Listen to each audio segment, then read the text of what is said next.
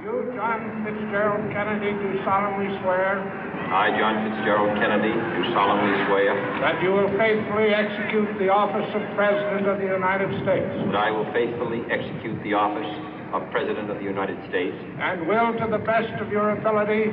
And will, to the best of my ability. Preserve, protect, and defend the Constitution of the United States. Preserve, protect, and defend the Constitution of the United States. So help you God. So help me God.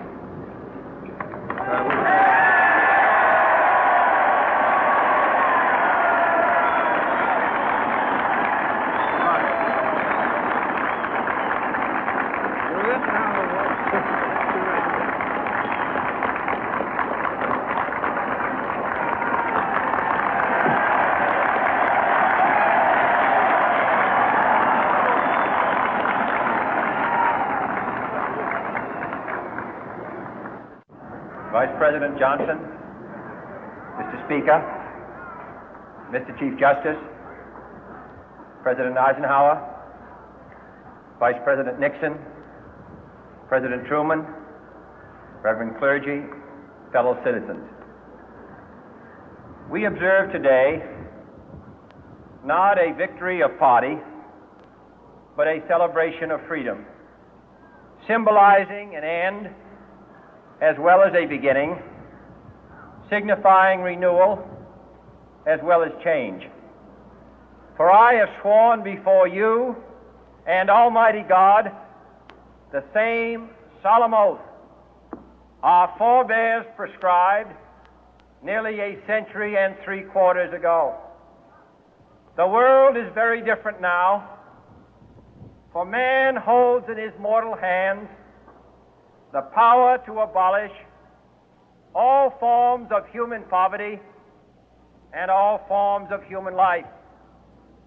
And yet the same revolutionary beliefs for which our forebears fought are still at issue around the globe. The belief that the rights of man come not from the generosity of the state, but from the hand of God. We dare not forget today that we are the heirs of that first revolution.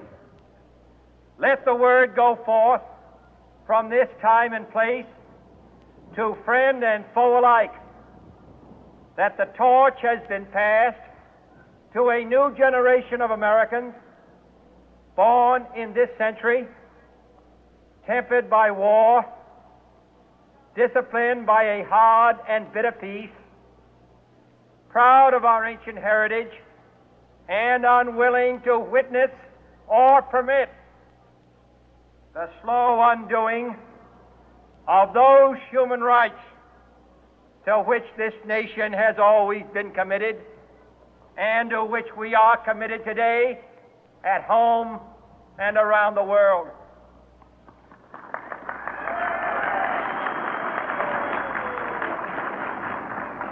Let every nation know, whether it wishes us well or ill, that we shall pay any price, bear any burden, meet any hardship, support any friend, oppose any foe to assure the survival and the success of liberty.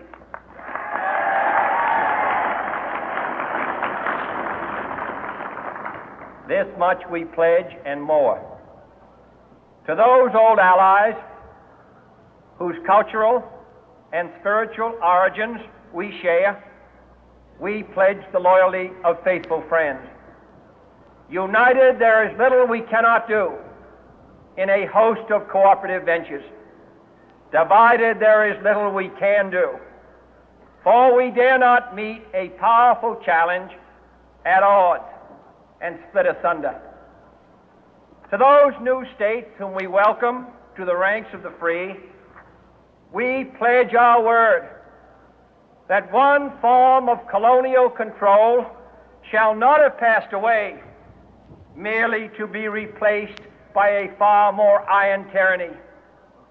We shall not always expect to find them supporting our view, but we shall always hope to find them strongly supporting their own freedom, and to remember that in the past, those who foolishly sought power by riding the back of the tiger ended up inside.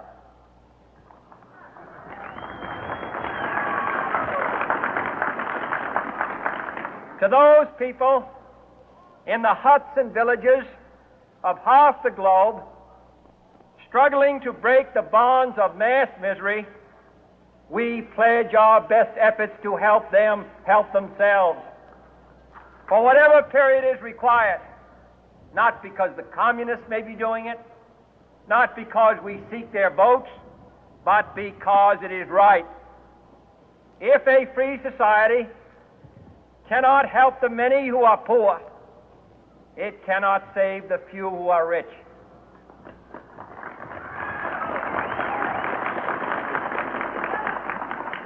To our sister republics south of our border, we offer a special pledge to convert our good words into good deeds, in a new alliance for progress, to assist free men and free governments in casting off the chains of poverty. But this peaceful revolution of hope cannot become the prey of hostile powers. Let all our neighbors know that we shall join with them to oppose aggression or subversion anywhere in the Americas. And let every other power know that this hemisphere intends to remain the master of its own house.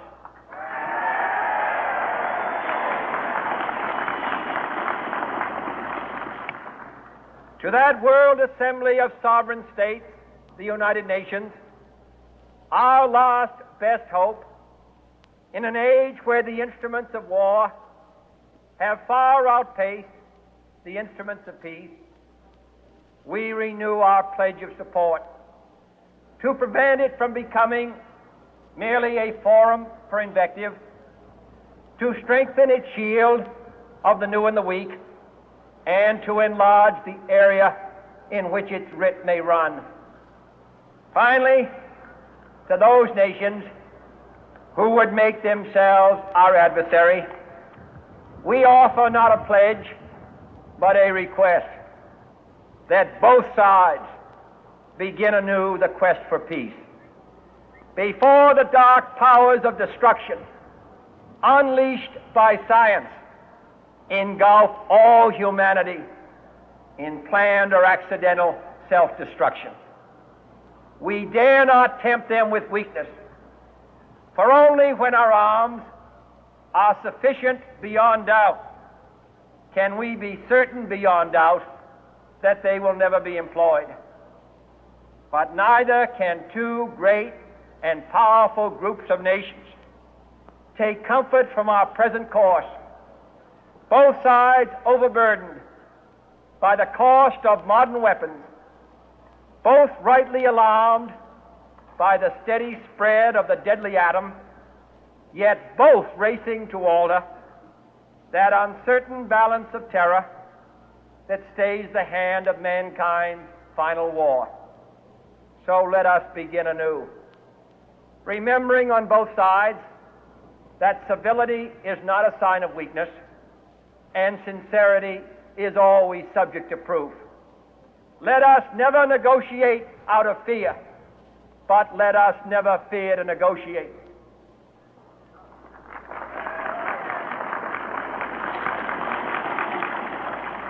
Let both sides explore what problems unite us, instead of belaboring those problems which divide us.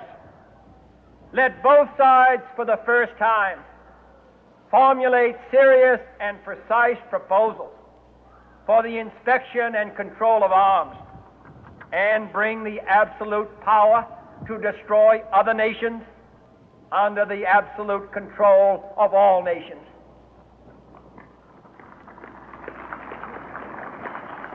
Let both sides seek to invoke the wonders of science instead of its terrors. Together, let us explore the stars, conquer the deserts, eradicate disease, tap the ocean depth, and encourage the arts and commerce. Let both sides unite to heed in all corners of the earth the command of Isaiah to undo the heavy burden and let the oppressed go free. And if a beachhead of cooperation may push back the jungle of suspicion, let both sides join in creating a new endeavor, not a new balance of power, but a new world of law, where the strong are just and the weak secure and the peace preserved. All this will not be finished in the first 100 days, nor will it be finished in the first 1,000 days, nor in the life of this administration, nor even perhaps in our lifetime on this planet. But let us begin.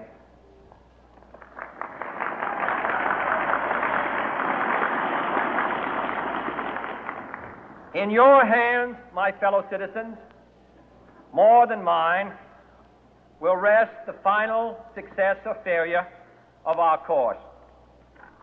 Since this country was founded, each generation of Americans has been summoned to give testimony to its national loyalty. The graves of young Americans who answered the call to service surround the globe. Now the trumpet summons us again, not as a call to bear arms, though arms we need, not as a call to battle, though in battle we are, but a call to bear the burden of a long twilight struggle, year in and year out, rejoicing in hope, patient in tribulation, a struggle against the common enemies of man, tyranny, poverty, disease, and war itself. Can we forge against these enemies a grand and global alliance, north and south, east and west, that can assure a more fruitful life for all mankind? Will you join in that historic effort?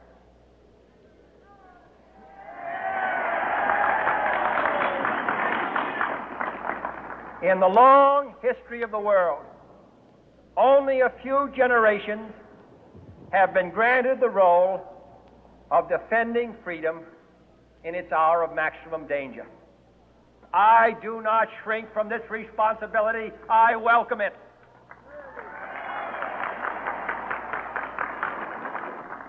I do not believe that any of us would exchange places with any other people or any other generation.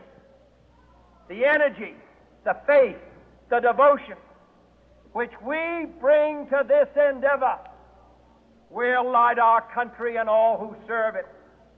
And the glow from that fire can truly light the world. And so, my fellow Americans, ask not what your country can do for you, ask what you can do for your country.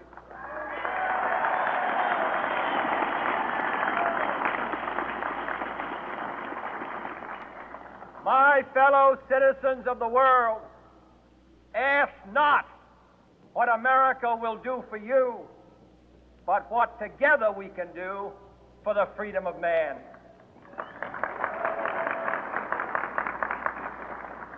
Finally, whether you are citizens of America or citizens of the world, ask of us here the same high standards of strength and sacrifice which we ask of you. With a good conscience, our only sure reward, with history the final judge of our deeds, let us go forth to lead the land we love, asking His blessing and His help, but knowing that here on earth, God's work must truly be our own.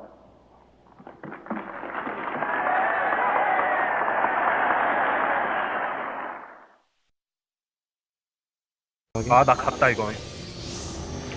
살았는데? 조심. 안에 배려요. 가족이다.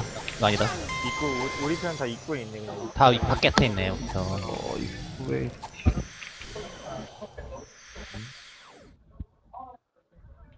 이거 우리 괜히 꼬라박지 말고 우리도 바깥에 있자. 어차피 안 떴잖아.